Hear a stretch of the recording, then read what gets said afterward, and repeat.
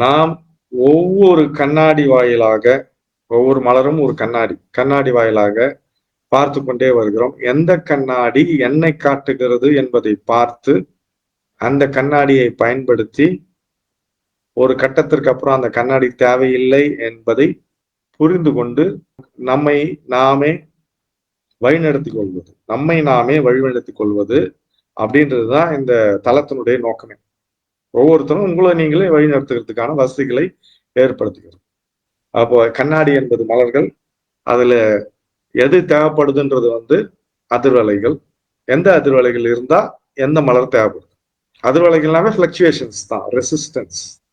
It is resisting from the consciousness. அதாவது ஏதோ ஒண்ணு ரெசிஸ்ட் பண்ணுது நம்மள.